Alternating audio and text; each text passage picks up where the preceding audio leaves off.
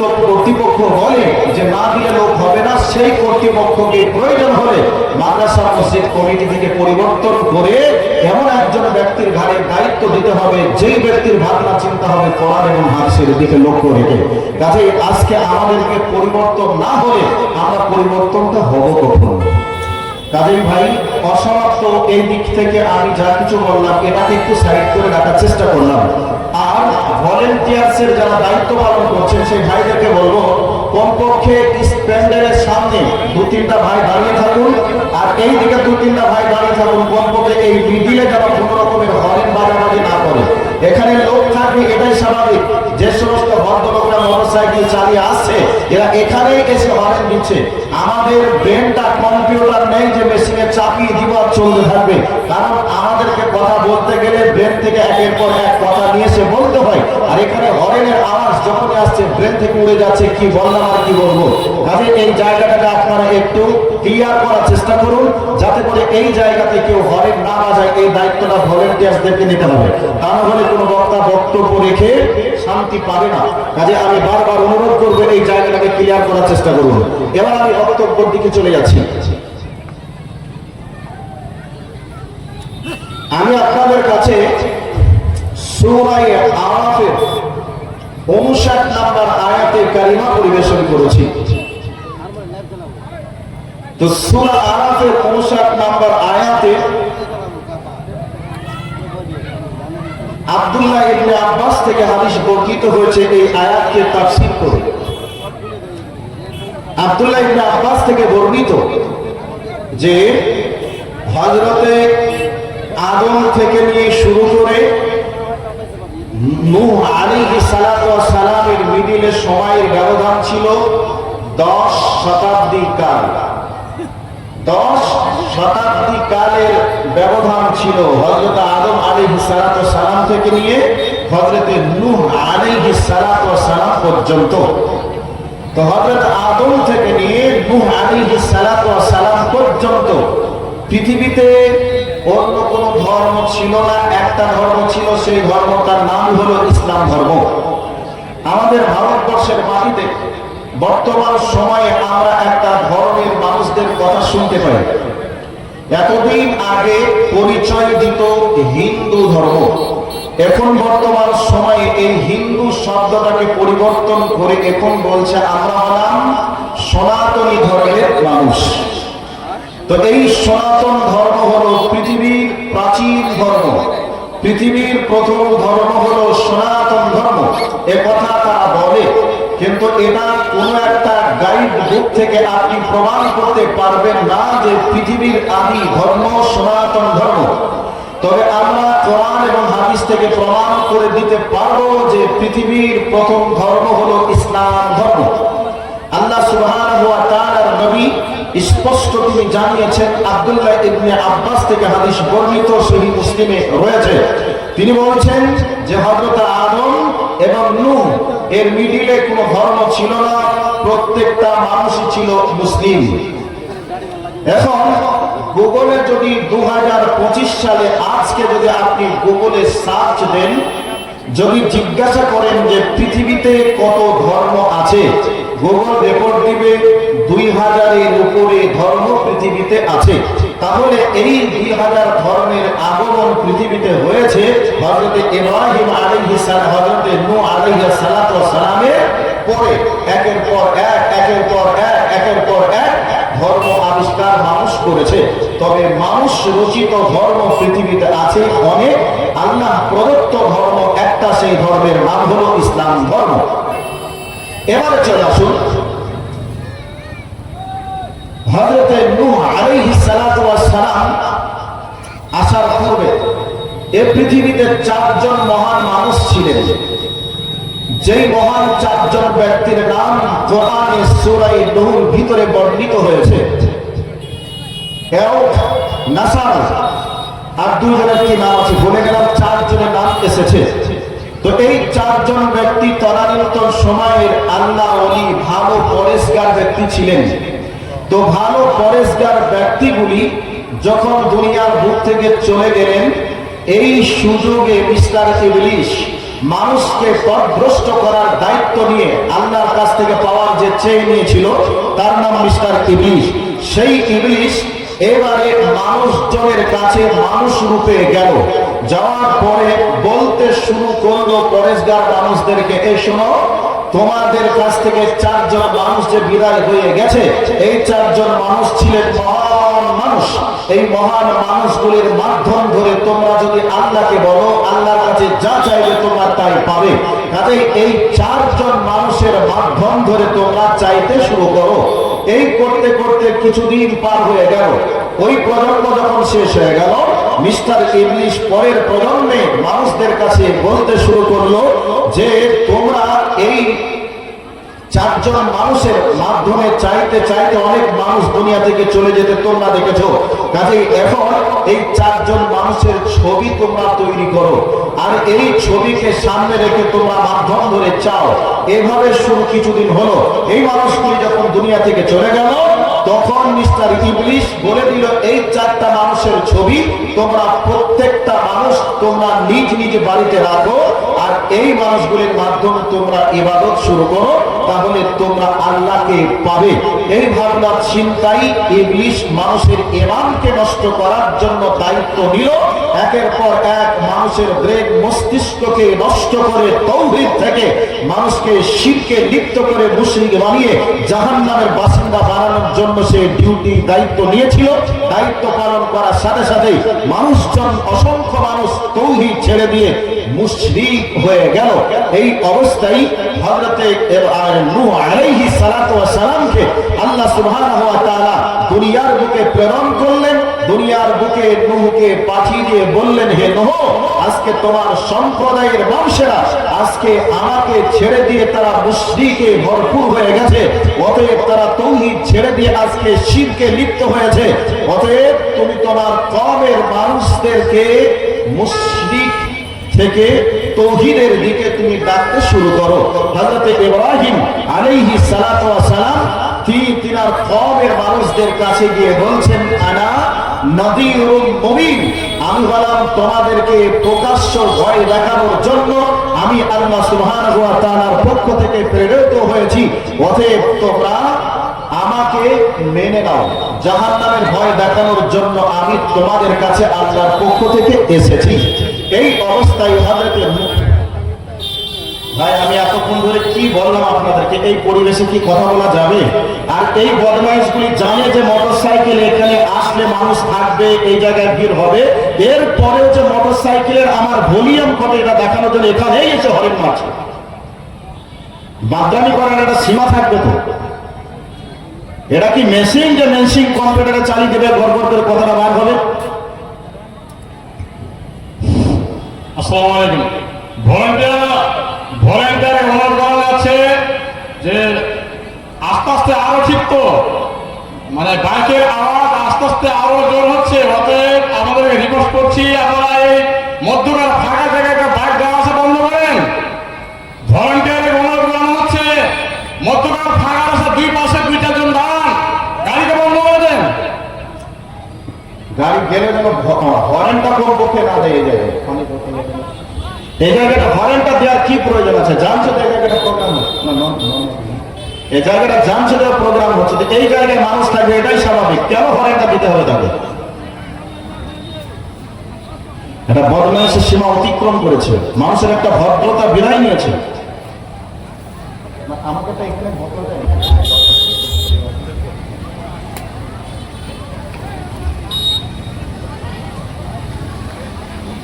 তো হযরত নূহ আলাইহিস সালাতু ওয়াস সালাম তিনি তিনার কওমের মানুষদেরকে বলতে শুরু করলেন, ক্বালা ইয়া কওমি আনি ইবুদুল্লাহ। হযরত নূহ আলাইহিস সালাতু ওয়াস সালাম তিনি বলছেন, হে আমার কওমের মানুষেরা, তোমরা আল্লাহর ইবাদত করো, ওয়াত্তাকুহু, আল্লাহকে ভয় করো, ওয়া আতিউন, আমি যা বলছি তোমরা আমার কথাগুলিকে মেনে নাও। নূহ আলাইহিস সালাতু ওয়াস সালাম তিনি তিনার কওমের মানুষদেরকে বলছেন, যেমন আমরা আলেম সম্প্রদায়রা মানুষের কাছে তাওহীদের জন্য মানুষের কাছে দিন রাত বলা হয় বা বলি, ভাই শিরক করিয়েন না, তাওহীদকে মেনে নেন, বেনামাজি থাকিয়েন না, নামাজ আপনারা পড়ুন। এইভাবে আমরা কিন্তু আলেমরা বিভিন্ন পথ পন্থা অবলম্বন করে আজকে দিন রাত প্রচার চলছে। এরপরেও এক শ্রেণীর মানুষ আমাদের কথাকে মূল্যায়ন করে, আর এক শ্রেণীর মানুষ কথাকে মূল্যায়ন করে না। অন্যায় কাজ করছে, অন্যায় কাজ করেই যাবে যত বলা হয়। এরকম প্রেক্ষাপট আমরা যেমন দেখছি, এইরকমই ঠিক তখনই এর থেকেও ভয়াবহ রূপ ছিল। এই অবস্থায় হযরতে নূহ আলাইহিস সালাতু ওয়াস সালাম তিনি বলছেন, ক্বালা ইন্নী দাউতু কওমি লাইলা ওয়া নাহারা। হযরত নূহ আলাইহিস সালাতু ওয়াস সালাম তিনি বলছেন, হে আমার রব, আমি তো আমার কওমকে ইন্নী দাউতু কওমি লাইলা ওয়া নাহারা, আমি আমার কওমকে দিনে দাওয়াত দিলাম, রাত্রিতেও দাওয়াত দিলাম, প্রকাশ্যেও দিলাম, গোপনেও দিলাম। এক কথাই একটা মানুষকে বোঝানোর জন্য যেভাবে বোঝাতে হয়, যে ফর্মুলা ইউজ করতে হয়, আমি সেই ফর্মুলা অনুযায়ী আমি আমার কওমকে বুঝালাম। এইভাবে হযরতে নূহ আলাইহিস সালাতু ওয়াস সালাম তিনি বলছেন, আমার কওমকে দিনে রাত্রিতে প্রকাশ্যে গোপনে আমি বলতেই থাকিলাম, ফালাম ইয়াজিদুহুম দুআই ইল্লা ফিরারা। আমি যত বলি তত যেন আমাকে প্রত্যাখ্যান করে তারা পালিয়ে যায়। এই করে করে হযরতে নূহ আলাইহিস সালাতু ওয়াস সালাম এক পর্যায়ে দাওয়াতের প্রেক্ষাপট আলোচনা করতে গিয়ে তিনি বলছেন যে আমি আমার কওমকে যখন দাওয়াত দিই, তখন আমার কওমেরা আমার দাওয়াত শুনে, আমার কওমের লোকেরা আমার দাওয়াত শুনে আর তারা কানে আঙ্গুল দেয়, কানে আঙ্গুল দেয়, যাতে করে আমার কণ্ঠের আওয়াজ তাদের কানে না পৌঁছায়। এর জন্য কানে আঙ্গুল তারা দেয়। এরপরে তারা তাদের চেহারাকে কাপড় দিয়ে ঢেকে নেয়, যাতে করে আমি নবী নূহ চিনতে না পারি। এই প্রসেস তারা মেনটেন করত। এই অবস্থায় নূহ আলাইহিস সালাতু ওয়াস সালাম বিরক্ত হয়ে আল্লাহকে বললেন, আল্লাহ গো, এই উম্মতেরা বুঝবে না, আমি তাদেরকে দিনে রাত্রিতে প্রকাশ্যে গোপনে ৯৫০ বছর ধরে এই পৃথিবীতে আমি মানুষের কাছে দ্বীনের দাওয়াত দিয়ে গেলাম, এরা আমার দাওয়াত মানল না। আল্লাহ, তুমি এদেরকে অলৌকিক কিছু নিদর্শন দেখাও, ওই অলৌকিক নিদর্শন না দেখানো পর্যন্ত এরা তোমাকে মানবে না। আল্লাহ বললেন, ঠিক আছে, লম্বা ঘটনা আছে, সংক্ষেপে বলছি। এরপরে নূহ আলাইহিস সালাতু ওয়াস সালামকে বললেন, তুমি নৌকা তৈরি করো, যখন তুমি এই পজিশন দেখবে, তোমার যারা অনুসারী তাদেরকে নৌকায় উঠিয়ে নিবে। তবে সতর্ক সাবধান, যারা ঈমান নিয়ে আসেনি তোমার উপরে, তোমার চোখের সামনে পানিতে ডুবে তারা যদি মারা যায়, এমনকি তোমার সন্তান পানিতে ডুবে মারা যায়, এই অবস্থায় তুমি তাদেরকে নৌকাতে উঠাতে পারবে না।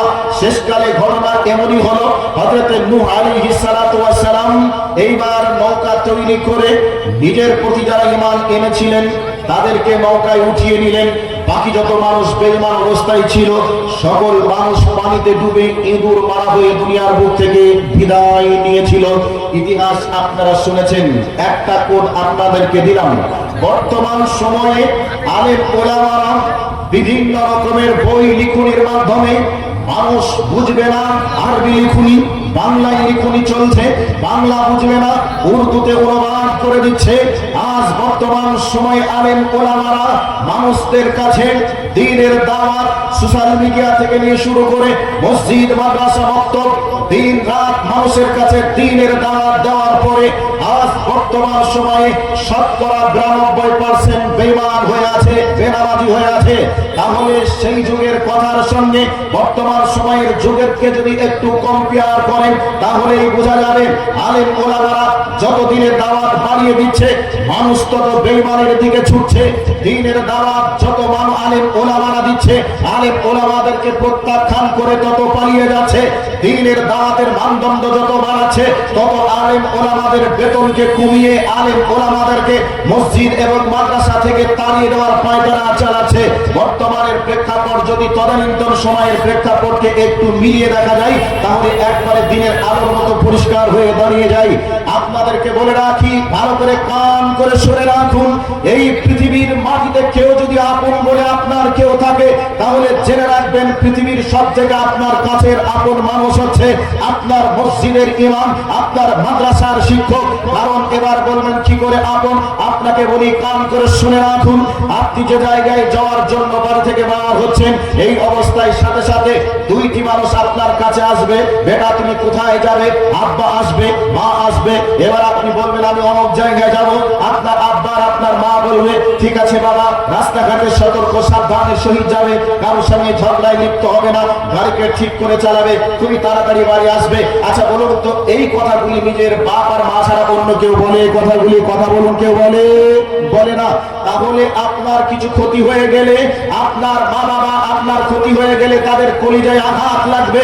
এই জন্য আপনার যাওয়ার সাথে সাথে এই নসিহত তিনারা করেন। তো আপনি জাহান্নামের আগুনে পুড়বেন। আপনি যে রাস্তায় চলছেন, এই রাস্তার নির্ভর হচ্ছে, শেষ প্রান্ত হচ্ছে জাহান্নাম।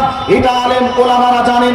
এই জন্য দিনে রাত্রিতে মসজিদে মাদ্রাসায় বিভিন্ন জায়গায় রাস্তায় ধরে চায়ের দোকানে বসে আপনাকে বলেন ভাই বয়স তো প্রায় শেষের দিকে, আর কি করবেন, এতদিন যা করেছেন সব কিছু ভুলে কমপক্ষে আপনি নামাজের দিকে চলে আসুন, আপনি মসজিদের সঙ্গে সম্পর্ক রাখুন, একটু আল্লাহর কোরআন আপনি পড়ুন। এ কথা পৃথিবীর কোন রাজনৈতিক নেতা বলে না, আপনার পৃথিবীর কোন আত্মীয় স্বজন আপনাকে বলে না, পৃথিবীর আপনার অন্য কেউ বলে না, কেবলমাত্র এ কথাটা আপনার মসজিদের ইমাম আপনাকে বলে, আপনার মাদ্রাসার একজন শিক্ষক আপনাকে বলে।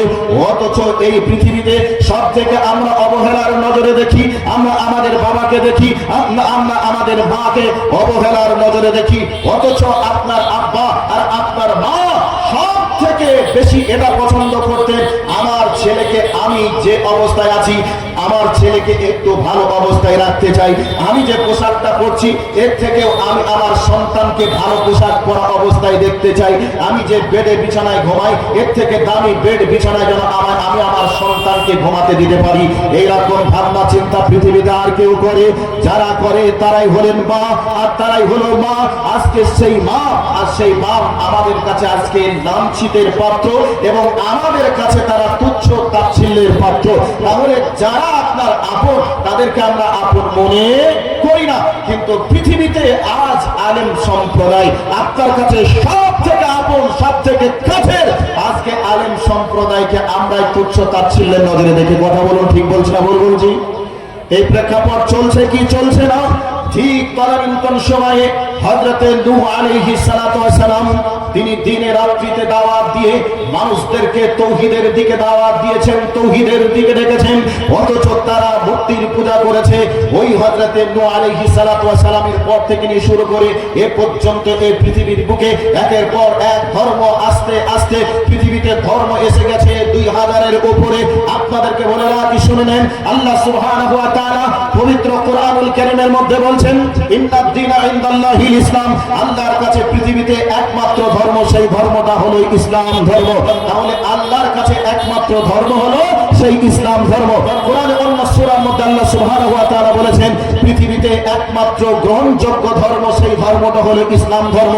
বাকি পৃথিবীতে যত ধর্ম আছে সমস্ত ধর্ম আমার কাছে ধর্ম বলে গৃহীত হবে না, একটাই ধর্ম গৃহীত হবে, সেই ধর্মটার নাম হলো ইসলাম ধর্ম। অথচ এই পৃথিবীতে যত ধর্মের মানুষ আছে সব ধর্মের মানুষ তারা জানে আমি যে ধর্ম পালন করছি এই ধর্মটাই সঠিক ধর্ম। তারা যদি জানতো আমার ধর্ম সঠিক নয়, তাহলে ধর্মের জন্য লাগালাগি, ধর্মের জন্য কাটাকাটি, ধর্মের জন্য মারামারি, ধর্মের জন্য লক্ষ কোটি কোটি টাকা খরচ হচ্ছে, তাহলে কমপক্ষে খরচ তারা করতো না। কিন্তু প্রত্যেক জন জানে আমার ধর্ম সঠিক, কিন্তু তাদের জানার ভুল থাকতে পারে এই ধর্মটা যে পাঠিয়েছেন তিনি কি বলেছেন, তার প্রুফ কি আছে, তার দলিল কি আছে, তার ডকুমেন্টস কি আছে, এটাকে তদন্ত সাপেক্ষে দেখা লাগবে। কাজেই সূরা আল আরাফের 59 নম্বর আয়াতের তাফসীর করতে গিয়ে আমি এতদূর পর্যন্ত এসেছি, সেই সাথে সাথে সূরা নূহ থেকে কিছু কথা আপনাদেরকে বলার চেষ্টা করেছি। এলাকা ভাইবাসীকে আমি অনুরোধ করবো, কিছুক্ষণের মধ্যে আমার একটা এমন দৃশ্য এখানে শুরু হবে যেগুলো আন্দোলন মাদ্রাসার জীবনও হয়নি। অনুরোধ করবো ভাইদেরকে, বন্ধুদেরকে, বাবাদেরকে আপনারা এলাকাগুলো ঘুরে না বেরিয়ে যোগ্যতা বক্তা নদী বক্তা এলাকার বক্তা না, সুদূর নদী থেকে এসছে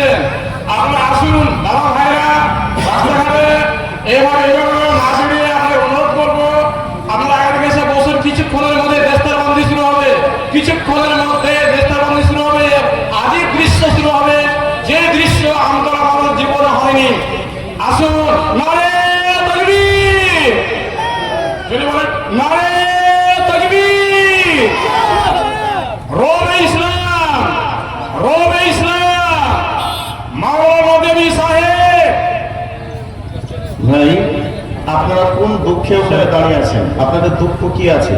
ফুল প্যান্ট পক্ষী টাইলে বসে ফেটে যাবে, এই জন্য দাঁড়িয়ে আছেন? যদি ভলেন্টিয়ার্সের দায়িত্বই পালন করেন তাহলে এতটা হরেন কি করে বাঁচতে পারে? হয় ওখান থেকে রাস্তা সরে দাঁড়ান, তাহলে কমপক্ষে যারা মোটরসাইকেল চালাচ্ছিল এরা হরেনটা দিবে না।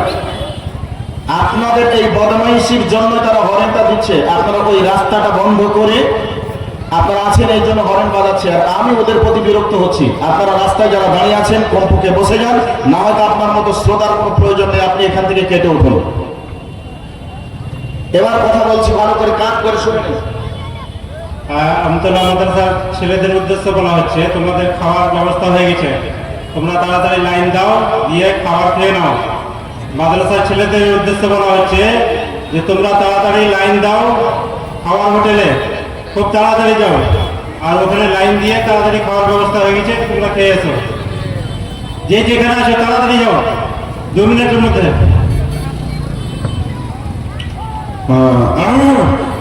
ভাই, তাহলে বেশ কিছু কথা আমরা শুনলাম।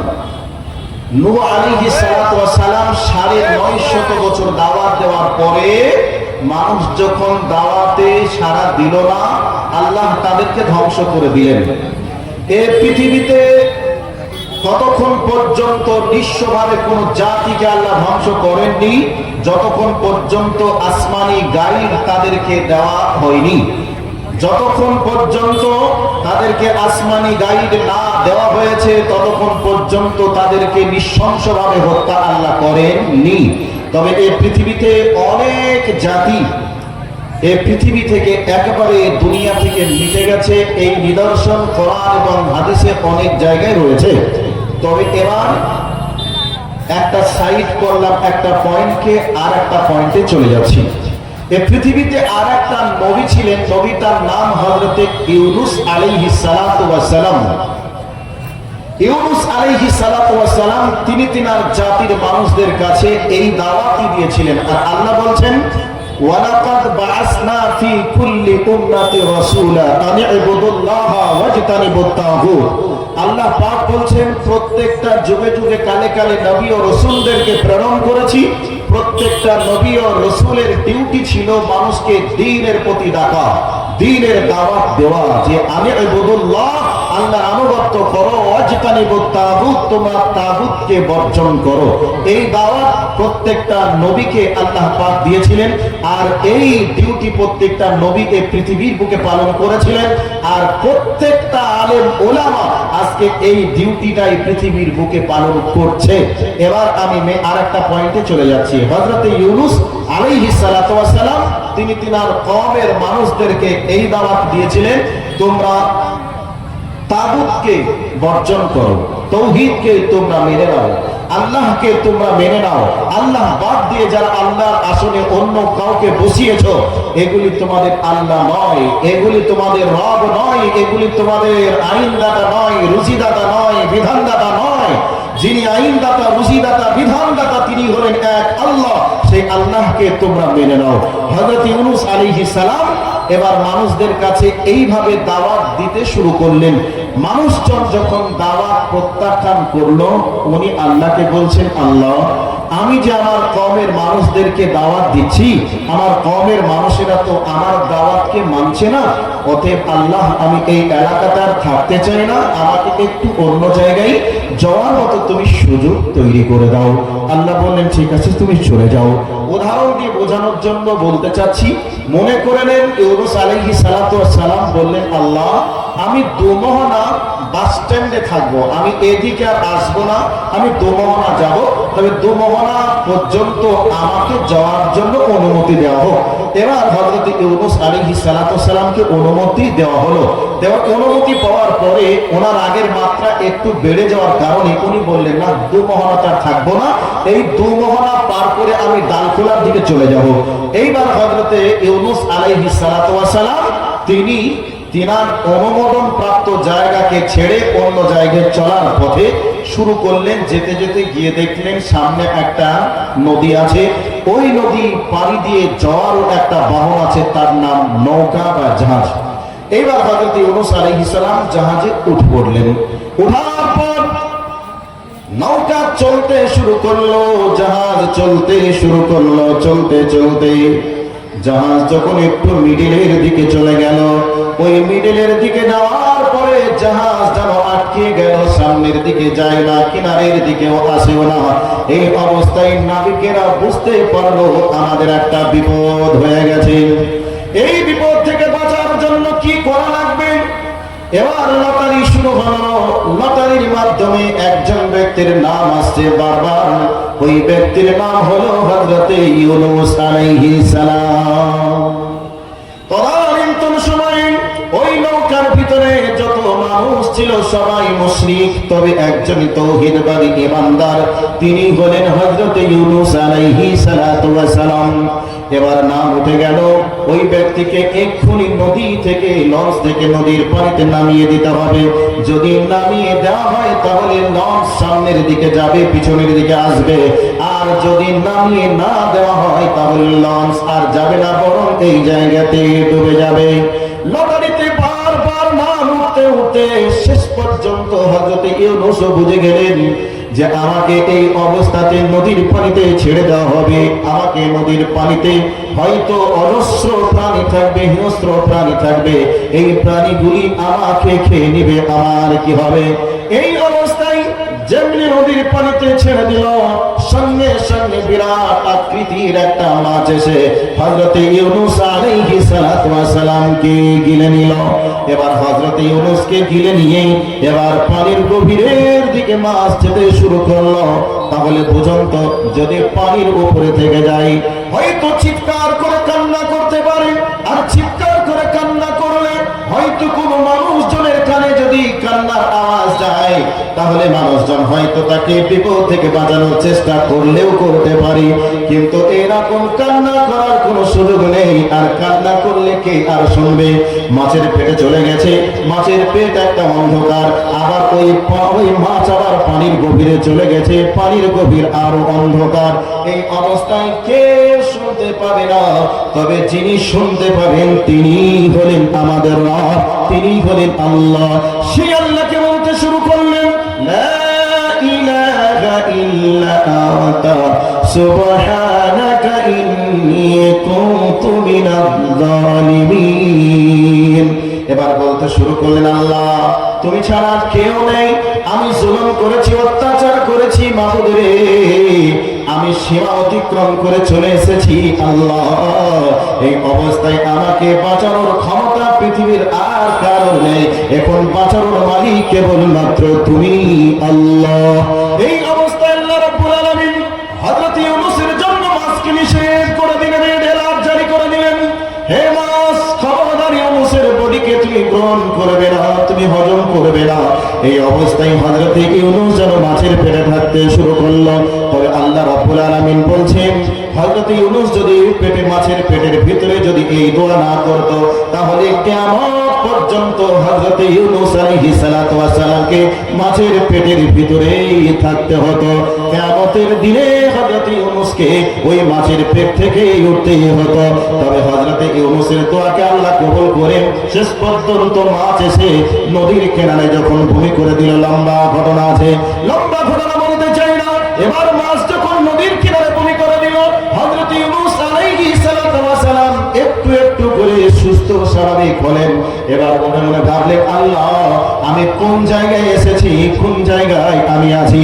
এখন না হয়তো লোকেশন আছে, তদানীন্তন সময়ে কোনো লোকেশন ছিল না, গুগল ছিল না যে কোন জায়গায় আমি আছি, এই জায়গা থেকে আমি অমুক জায়গায় যাব। কত হাজার কিলোমিটার দূরে আছি, এই জায়গার নাম কি আর আমি কোন জায়গার মানুষ? এখন যদি গুগল ম্যাপে সার্চ দেওয়া হয় তাহলে আপনি কত কিলোমিটার দূরে আছে বোঝা যাবে, কোন জায়গায় আছে তাও জানা যাবে। কিন্তু তদানীন্তন সময় এইরকম কোনো ব্যবস্থা ছিল না। তবে হযরত ইউনূস আলাইহিস সালাতু ওয়াস সালাম মানুষদেরকে জিজ্ঞাসা করলেন, বলে এটা কোন জায়গা? শেষ পর্যন্ত খবর হলো হযরত ইউনূস আলাইহিস সালাতু ওয়াস সালাম এবার তিনি নিজের মাতৃভূমিতে আসার জন্য ভাবনা চিন্তা করলেন। এবার মনের ভিতরে যেন আরো দ্বিধাদ্বন্দ্ব কাজ করতে লাগলো। ওরে আমার গ্রামের মানুষদেরকে আমি বলে এসেছিলাম, আমি তোমাদের কাছ থেকে চলে গেলাম, আমি তোমাদেরকে তাওহীদের দাওয়াত দিলাম, তোমাদেরকে নামাজের কথা বলেছি, তোমাদেরকে মুশরিক তোমাদেরকে মূর্তি পূজা থেকে তোমাদেরকে দূরে থাকার কথা বলেছি, অতএব তোমরা মানলে না, আমি তোমাদেরকে রেখে চলে যাচ্ছি। তবে আমি চলে যাওয়ার 3 দিন পর তোমাদের উপরে আল্লাহর পক্ষ থেকে আযাব আসবে, ওই আযাবে তোমরা ধ্বংস হয়ে যাবে। আমি এই কথা বলে এসেছিলাম। এখন যদি আমার এলাকার মানুষের কাছে আল্লাহ পাকের পক্ষ থেকে কোনো আযাব কোনো নিদর্শন যদি না আসে, তাহলে আমাকে তারা তো মিথ্যাবাদী বলবে, আমাকে তারা আরো যেন তুচ্ছ তাচ্ছিল্য মনে করবে। তবে আমি কেমন করে যাব? শেষ পর্যন্ত রাস্তা অতিক্রম করতে করতে যত গ্রামের কাছে এলাকার কাছাকাছি এসে যাই, তত যেন আরো মনের ভিতরে দ্বিধাদ্বন্দ্ব কাজ করে। শেষ পর্যন্ত খবরের মাধ্যমে জানাজানি হলো, হে ইউনূস, তুমি যেভাবে বলেছিলে ঘটনা তাই হয়েছিল। অতএব তোমার কথার পরে তারা যখন ভেবে নিল আসমান যেন অন্ধকার হয়ে গেছে, মেঘ যেন নিচের দিকে নেমে আসছে, মনে হচ্ছে যেন মেঘ এসে গোটা জমিনকে অন্ধকার করে গোটা পৃথিবীর তদানীন্তন সময়ের মানুষগুলিকে মেরে শেষ করে দিবে। এই পূর্বাভাস যখন আমরা দেখেছিলাম, তোমার এলাকার মানুষ যখন দেখেছিল, তখন তোমার এলাকার মানুষজন বাড়ি ঘর ছেড়ে দিয়ে মাঠে ময়দানে নেমে এসেছিল। আর এই অবস্থায় তারা সবাই যেন মাঠে ময়দানে এসে সবাই আল্লাহর কাছে তওবা করেছিল আর বলেছিল, আল্লাহ রে, হযরত ইউনূস আমাদের কাছে অনেক দিন ধরে অনেক কিছু বলেছিল, আমরা ইউনূসের কথাকে দাম দিইনি, মানিনি, বরং তাকে আমরা অপমান করেছিলাম। মাবুদ, আমরা ভুল করেছিলাম, অন্যায় করেছিলাম, জুলুম করেছিলাম। আজকে আমরা তোমার কাছে ফিরে আসতে চাই। মাবুদ, তুমি আমাদেরকে ক্ষমা করে দাও, মাফ করে দাও। এতদিন আমরা মূর্তির পূজা করেছি, দেব দেবীর পূজা করেছি, আর আমরা মূর্তির পূজা করব না, দেব দেবীর পূজা করব না। এক আল্লাহ, তুমি তোমারই গোলামি করব, তোমারই দাসত্ব করব, তোমারই ইবাদত করব। আল্লাহ গো, তুমি আমাদেরকে বাঁচার সুযোগ করে দাও। হযরত ইউনূস আলাইহিস সালাম ঘটনা শোনার পরে এবার এলাকার মানুষের কাছে আসলেন। মানুষজন তখন ভেবে নিল, সবাই যেন বলাবলি করতে লাগলো, ইউনূস, তুমি যা বলেছিলে ঠিক বলেছিলে, অতএব তোমার কথা যদি শুনতাম তাহলে আমাদেরকে এই দিনটা দেখতে হতো না। অতএব তুমি চলে যাওয়ার পরে আমরা বড় অনুতপ্ত হয়েছিলাম। আজ থেকে তুমি আমাদের উপায়, তুমি আমাদের, আজকে তুমি আমাদের পথ প্রদর্শক, তুমি যে পথে চালাবে আমরা সেই পথে আজ থেকে চলতে থাকবো। আমার ভাই, আমার বন্ধুরা, আজকে আলেম ওলামারা দিন রাত মানুষদেরকে দ্বীনের পথে ডাকে, শিরক থেকে বাঁচানোর জন্য বলে, বিদআতের থেকে বাঁচানোর জন্য বলে। এবার যত মানুষদেরকে শিরক থেকে বাঁচার জন্য বলে, বিদআত থেকে বাঁচানোর জন্য বলে, যে ইমাম, যে মাদ্রাসার শিক্ষক দ্বীনের যত পরিষেবা দেওয়ার চেষ্টা করে, মানুষজন তাকে তত বেশি অপমান করে। এবং মানুষজন বলে, আপনারা নতুন নতুন হাদিস বার করেন, নতুন নতুন ফতোয়া দেন, এগুলি কোথায় পান? আপনার ফতোয়াকে মানা যাবে না, হয় আপনাকে মুখ বন্ধ করতে হবে, তা না হয় আমাদের মাদ্রাসা এবং মসজিদ ছেড়ে আপনাকে চলে যেতে হবে। এ কথা বর্তমান সময়ের মানুষ বলে কি বলে না? ভাই, বলে কি বলে না? সারা বছরের বেটার নামাজের সঙ্গে কোনো সম্পর্ক নেই। এখন ইমাম সাহেব ফতোয়া দিয়েছে, ইমাম সাহেব হকের দাওয়াত দিয়েছে, এই অবস্থায় বেনামাজি পর্যন্ত উত্তপ্ত হয়ে বেনামাজি পর্যন্ত ইমামকে বলে, আপনার মতো ইমামের কোনো প্রয়োজন নেই, যেটা চলছে সেটাই চলবে, নতুন কিছু ফতোয়া দিয়ে সমাজে বিভ্রান্তি লাগাবেন না। অতএব প্রয়োজন হলে যেটা আছে সেটাই চলবে, প্রয়োজন হলে আপনার মতো ইমামকে বাদ দেব, তবু ঠিক আছে, বিভ্রান্তি লাগানোর কোনো চেষ্টা করবেন না। অথচ ওই বাবুর বেটা দিন রাত সমাজের মানুষকে রাজনৈতিক দাবানলের ভিতরে ফেলিয়ে মানুষদেরকে দিন রাত অশান্তির মধ্যে ফেলাই, দিন রাত মানুষের উপরে টর্চার করে, দিন রাত মানুষের উপরে সে নির্যাতন চালায়। এরপরে আলেম ওলামারা কোরআন সুন্নাহ দাওয়াত দিলে আলেম ওলামাদের কণ্ঠকে দাবিয়ে রাখার জন্য এরকম কপিং ফেক দেওয়া হয়। কথা বলুন, ঠিক বললাম না ভুল বললাম? এটা চলছে। মানুষ আলেম ওলামাদেরকে তুচ্ছ তাচ্ছিল্য মনে করে, অথচ আলেম ওলামা আপনাদেরকে দিন রাত দাওয়াত দিয়ে শিরক থেকে বাঁচিয়ে তাওহীদের দিকে নিয়ে আসতে চাই। বিদআত থেকে বাঁচিয়ে সুন্নাতের দিকে নিয়ে আসতে চায়, বেনামাজি থেকে বাঁচিয়ে নামাজি বানাতে চায়, অথচ আপনারা তাকে সূত্র মনে করে আলেম ওলামাদের উপরে টর্চার শুরু করে দেন। এই টর্চার করাটা কোনো স্বাভাবিক সুস্থ ব্রেনের মানুষের পরিচয় নয়, এটা টাটকা আবু জেহেল মার্কা মানুষের পরিচয় ছাড়া আর কিছু হতে পারে না। সম্মানিত উপস্থিতি, আপনাদেরকে বলছিলাম আমি দুইটি পয়েন্ট এতক্ষণে আপনাদের কাছে একটু হলে দেওয়ার মতো আমি একটু দিতে পেরেছি বা বলতে পেরেছি। এবার আমার মেন প্রেক্ষাপটের দিকে চলে যাওয়ার চেষ্টা করছি। আপনারা একটু ধৈর্যের পরিচয় দিয়ে কথাগুলিকে শ্রবণ করার জন্য আপনারা প্রস্তুতি গ্রহণ করুন। পরিবেশটা একবারে যেন কেমন কেমন মনে হচ্ছে। কাজেই যারা দাঁড়িয়ে আছেন একটু আল্লাহর রাস্তায় বসে যান, যে সমস্ত ভাইয়েরা দাঁড়িয়ে আছেন বসে যান, রাস্তাঘাটে চলাচল করে পরিবেশটাকে নষ্ট করিয়েন না। আপনারা একটু ধৈর্যের পরিচয় দিয়ে বসার চেষ্টা করুন। তাহলে বর্তমান প্রেক্ষাপটকে সামনে রেখে তদানীন্তন সময়ের প্রেক্ষাপট আমি আপনাদের কাছে একটু বললাম, আশা করি আপনারা বুঝতে পেরেছেন। এবার চলে আসুন, আল্লাহ সুবহানাহু ওয়া তাআলা এই পৃথিবীর শেষ নবী হিসাবে পৃথিবীর শ্রেষ্ঠ মানুষকে নবীর ডিউটি দায়িত্ব দিয়ে পৃথিবীর বুকে পাঠালেন। তিনি হলেন মুহাম্মদুর রাসূলুল্লাহ সাল্লাল্লাহু আলাইহি ওয়াসাল্লাম। ওনাকে আল্লাহ সুবহানাহু ওয়া তাআলা ওহীর মাধ্যমে জানিয়ে দিলেন, বললেন ওয়া আনজির আশীরাতাকাল আকরাবিন। বিশ্বনবী এই আয়াত আল্লাহ পাকের পক্ষ থেকে যখন পেলেন, এই অবস্থায় মানুষের কাছে দ্বীনের দাওয়াতের জন্য তিনি এবার কাজ করতে শুরু করলেন। এরপরে শুধু তাই নয়, বিশ্ব নবী আমার নিজের মেয়ে ফাতেমাকেও পর্যন্ত বলেছিলেন, ফাতেমা তুমি নিজেকে জাহান্নামের আগুন থেকে বাঁচানোর প্রস্তুতি গ্রহণ করো। এই করে করে আল্লাহর নবী দাওয়াত শুরু করে দিলেন।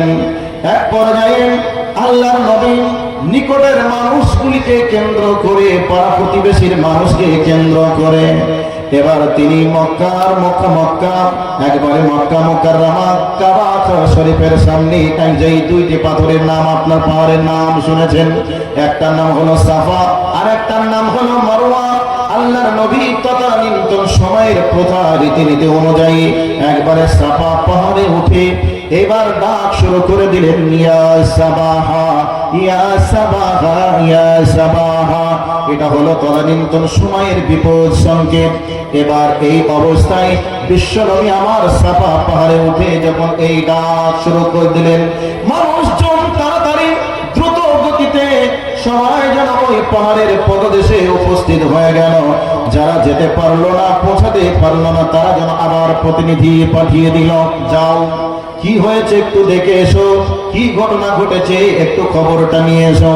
এবার মানুষজন যখন এসে গেল, মানুষজনের উপস্থিতি দেখেন বিশ্বনবী আমার বলছেন, ওগো আমার নিকটের মানুষেরা, ওগো আমার এলাকার মানুষেরা, আমি যদি তোমাদেরকে বলি আমি যে পাহাড়ের উপরে দাঁড়িয়ে আছি, এই পাহাড়ের পিছনে একটা শত্রু দল তোমাদের জন্য হাত পেতে দাঁড়িয়ে আছে অস্ত্র নিয়ে, তোমাদেরকে পেলে তারা মেরে দেবে, এ কথা যদি আমি বলি তাহলে তোমরা কি এই কথাকে বিশ্বাস করবে কি করবে না? এই কথা যখনই বললেন, মক্কার উপস্থিত মানুষজন সকলে বলল, মুহাম্মদ তুমি জিন্দেগিতে কোনোদিন মিথ্যা কথা বলনি, মুহাম্মদ তুমি কোনোদিন ধোঁকা দাওনি, মুহাম্মদ তুমি যে যদি এই কথা বলো আমরা নিঃসন্দেহে বিশ্বাস করব। আমাদেরকে ধ্বংস করার জন্য বা আক্রমণ করার জন্য একটা গ্রুপ অস্ত্র নিয়ে দাঁড়িয়ে আছে। বিশ্বনবী আমার তাদের স্বীকারোক্তির দিকে লক্ষ্য রেখে বুক ভরা ভালোবাসা নিয়ে এবার তিনি বললেন, ও আমার জনগণ তোমরা শোনো, এপারে দুনিয়া ওপারে আখেরাত, এক্ষুনি মারা যাবে, তোমরা আখেরাতে পদার্পণ করবে। অতএব তোমরা যে দেব দেবীর পূজা করো, যার তোমরা ইবাদত করো, এগুলি তোমাদের দেব দেবী নয়, এগুলি তোমাদের আল্লাহ নয়, আইনদাতা নয়, বিধানদাতা নয়। এগুলির ইবাদত করে তোমরা আল্লাহর কাছে সফল কাম হতে পারবে না। অতএব তোমরা এগুলিকে ছেড়ে দাও আর তোমরা বলো, কুলু লা ইলাহা ইল্লাল্লাহ তুফলিহুন। তোমরা বলো লা ইলাহা ইল্লাল্লাহ, রিজিক দাতা নেই এটা তোমরা বিশ্বাস করো, তাহলে তোমরা সফলকাম হয়ে যাবে, তোমরা পরিত্রাণ পেয়ে যাবে। এবার যেমনি একথা শুনলো, শোনার পরে সর্বপ্রথম যে ব্যক্তি মুখ খুলে কথা বলেছিল তার নাম হলো মিস্টার আবু লাহাব। আবু লাহাব বলেছিল, ও বেটা মোহাম্মদ, তুমি কি আমাদেরকে এই কথা বলার জন্য তুমি আমাদেরকে এখানে উপস্থিত করেছ? তুমি কি জানো এর পরিণাম কি হবে? তুমি কি জানো এখানে শুধু তোমার বাপ চাচা নেই, তোমার বংশের মানুষই নেই, এখানে অনেক মানুষ আছে, অনেক ধর্মের মানুষ আছে, অনেক বংশের মানুষ আছে। অতএব সকলের তোমাকে কেউ বাপ চাচা ভাতিজা বলে তোমাকে রেহাই দেবে না। অতএব তোমার হাড় হাড্ডি পর্যন্ত পিস পিস করে দেবে, আলাদা করে দিবে। তুমি যে কথা বলছো এ কথা তুমি আমাদেরকে বলে আমাদের বাপ দাদার ধর্মকে বা আমাদেরকে তুমি অপমান করতে চাও। এই অবস্থা যখন শুরু হলো, বিশ্ব নবী আমার বললেন, চাচা যান, আমি বাপ দাদার ধর্মকে কলঙ্কিত করতে চাই না, আমি কেবলমাত্র আপনাদেরকে জাহান্নামের আযাব থেকে বাঁচানোর জন্য এখানে উপস্থিত করেছি। এবার মানুষজন বলতে শুরু করলো, এতদিন আগে শুনতাম ইহুদিরা 3 আল্লাহ বিশ্বাস করে, খ্রিস্টানরা 3 আল্লাহ বিশ্বাস করে, আমরা তো 360 দেব দেবীকে বিশ্বাস করি, রব বলে মানি। অথচ আজকে বলছে এগুলি কেউ নয়, কেবলমাত্র এক আল্লাহ। অতএব এগুলিকে মানা যাবে না। মুহাম্মদ সাল্লাল্লাহু আলাইহি ওয়াসাল্লামকে ওপেন ফিড দেওয়া হলো। এই অবস্থায় বলা হলো, মুহাম্মদ, তোমাকে যদি কেউ মারে, তোমাকে যদি কেউ কাটে, আমরা তো তোমার জন্য পাশে দাঁড়িয়ে যুদ্ধ করতে পারবো না, পাশে দাঁড়াতে পারবো না। বিশ্ব নবী আমার সিংহের মতো গর্জন করে বললেন, চাচা, কে আমার পক্ষে যাবে, কে আমার বিপক্ষে যাবে, এটা দেখার নয়, এটা বোঝার নয়। অতএব আমি সবাইকে জাহান্নামের আগুন থেকে বাঁচানোর জন্য এই জায়গায় উপস্থিত করেছি। এই অবস্থায় আল্লাহর নবীর সঙ্গে আবু লাহাবের তর্ক বিতর্ক শুরু হলো। এক পর্যায়ে আবু লাহাব বিশ্ব নবীর উপরে পাথরের আঘাত করলো, এরপরে বিশ্ব নবীকে অভিশাপ করলো। এবার ঘটনা কি ঘটে গেল এখানে আপনাদের ভাবনা চিন্তা হতে পারে, তাহলে জন্ম থেকে নিয়ে শুরু করে হয়তোবা বিশ্ব নবীর প্রতি আবু লাহাবের একটা শত্রুতা ছিল, রাগ ছিল, এই জন্য বিশ্ব নবীকে আবু লাহাব অপমান করেছিল, আবু লাহাব মেরেছিল, এটা ভাবনা চিন্তা হতে পারে। কিন্তু ঘটনাটা এমন নয়, ঘটনাটাকে আপনাকে একটু স্মরণ করিয়ে দেওয়ার জন্য বলছি। আল্লাহর নবী যখন জন্মগ্রহণ করেছিলেন তখন দুনিয়ার বুক থেকে পিতা আব্দুল্লাহ আগেই বিদায় নিয়েছিলেন। এবার মায়ের গর্ভে যখন ছিলেন সেই সময় আবু লাহাব খুব দুঃখ করতো, টেনশন করতো, আহারে আমার ভাই আবু লাহাব, আমার ভাই আব্দুল্লাহ দুনিয়া থেকে চলে গেছে, তার স্ত্রী আজকে গর্ভবতী অবস্থায় রয়েছে, অতএব না জানি কি সন্তান হবে, সেই সন্তানটা কোনোদিন আব্বাকে ডাকতে পাবে না, আব্বার আদর যত্ন থেকে বঞ্চিত হয়ে যাবে। এইরকম দ্বিধাদ্বন্দ্ব কাজ করত। এই করে করে বিশ্বনবী যখন এই পৃথিবীর বুকে জন্ম নিলেন, জন্মের খবরটা যে মেয়েটা দিয়েছিল তার নাম হলো সুয়াইবা। আর ওই সুয়াইবা আবু লাহাবকে এসে বলল, আবু লাহাব, আজকে তুমি এখানে বসে আছো, তুমি কি খোঁজ খবর সম্পর্কে জানো? তোমাদের বংশে আজকে নতুন একটা আলোর উদ্ভব হয়েছে। সেই আলোটা হলো তোমার ভাইয়ের স্ত্রী আমিনা গর্ভবতী অবস্থায় ছিল। আজকে তোমার ভাইয়ের স্ত্রী আমিনার গর্ভ থেকে চাঁদের মতো সন্তান জন্মগ্রহণ করেছে।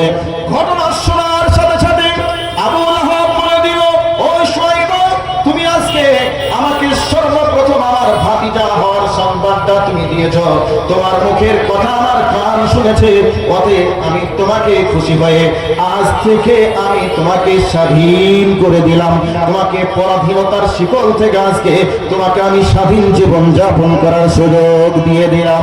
তাহলে নবীজির জন্মতে কত খুশি হয়েছিল। এবার এখান থেকে যারা বেরিয়ে আছে তারা একটা দলিল নেই, দলিলটা কি? খুশি হয়ে বিশ্ব নবীর জন্মতে আবু লাহাব সুয়াইবাকে আজাদ করেছিল। শুধু তাই নয়, আল্লাহর নবীর জন্মকে কেন্দ্র করে মানুষজনকে মিষ্টান্ন দ্রব্য খাইয়েছিল। এই জন্য জিলাপি করে যারা আছে তারা নবীর জন্মকে কেন্দ্র করে জিলাপি খাওয়ার ব্যবস্থা করে, ঈদে মিলাদুন নবী তারা পালন করে। কিন্তু আবু জাহেল তৌহিদবাদী ছিল না, আবু লাহাব ছিল একজন মুশরিক। তাহলে মুশরিক যেটা করবে সেটা কি কোনো তৌহিদবাদী মেনে নিতে পারে? এটা দলিল হতে পারে না, দলিল হিসাবে মেনে নেওয়া যায় না। এটা ঘটনা ছেড়ে দিলাম।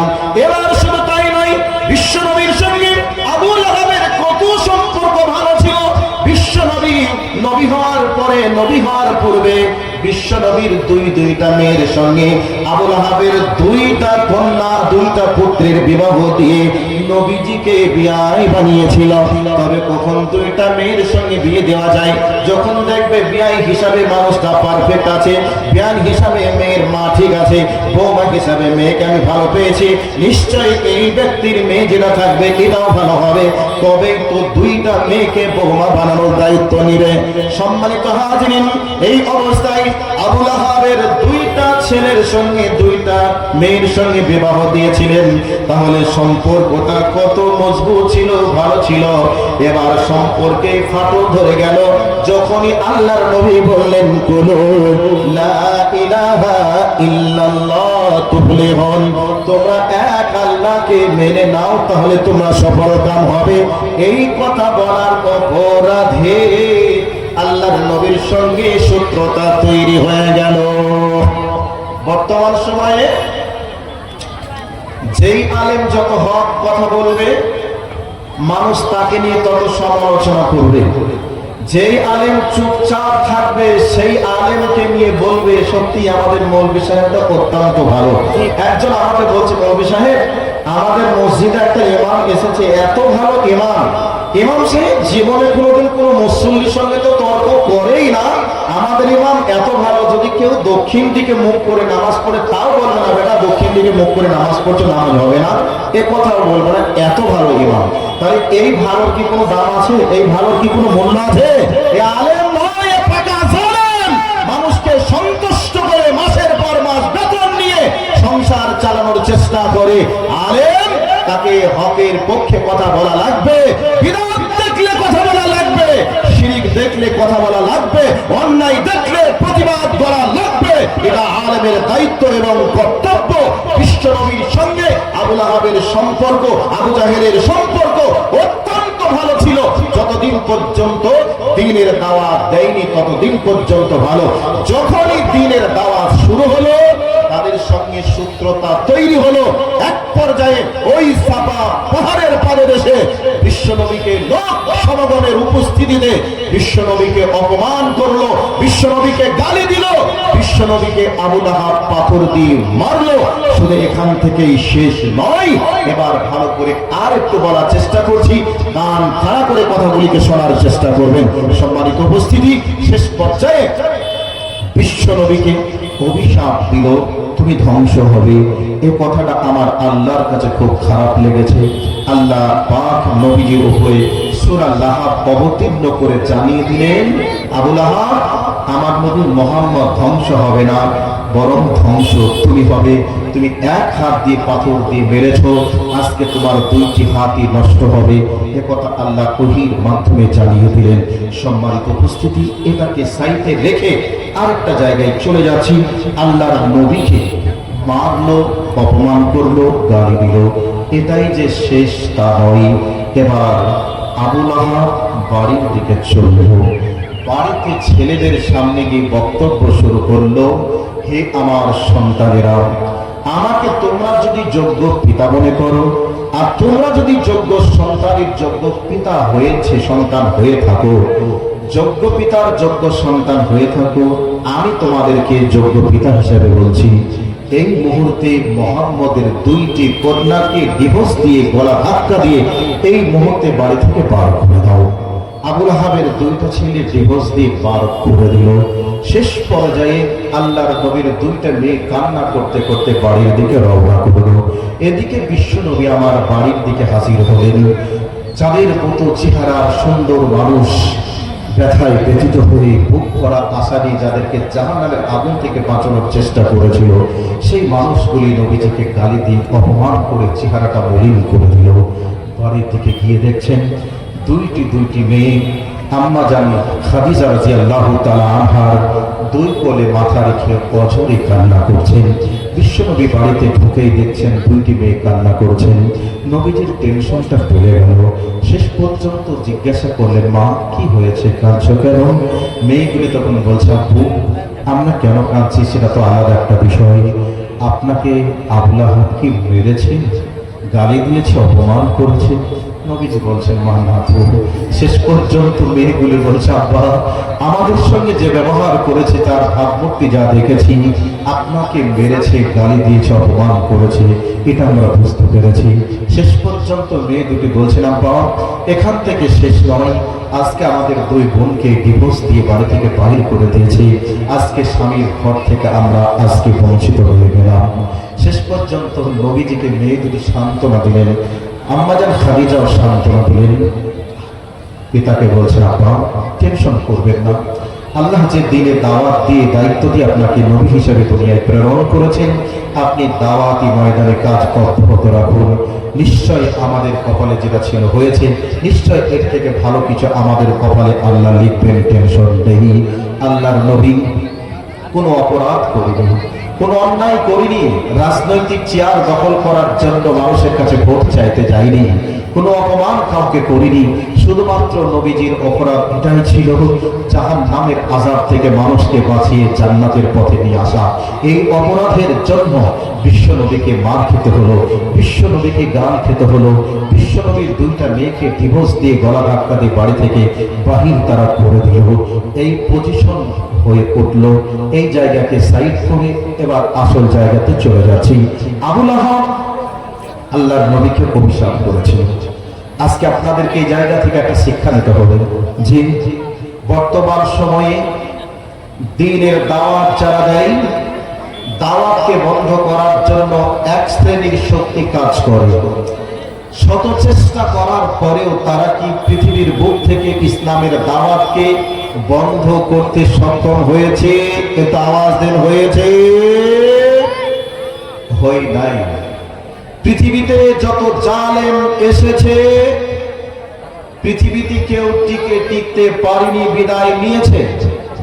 আজও পৃথিবীতে যারা ইসলাম ও মুসলমানের উপরে অত্যাচার চালাচ্ছে, ইসলাম ছিল, ইসলাম আছে, ইসলাম থাকবে। পৃথিবীতে মুসলমান ছিল, মুসলমান আছে, মুসলমান থাকবে। পৃথিবীতে জালেমরা এসে জুলুম করেছিল, টিকতে পারেনি, বিদায় নিয়েছে।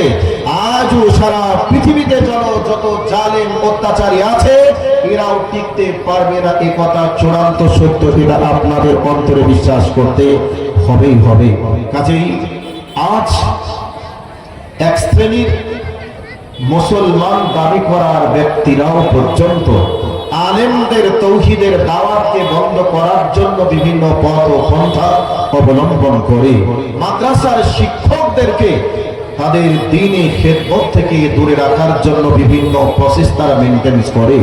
মসজিদের ইমামকে হক কথা বলতে দেওয়া থেকেও ইমামের মুখে তালা লাগানোর চেষ্টা করে।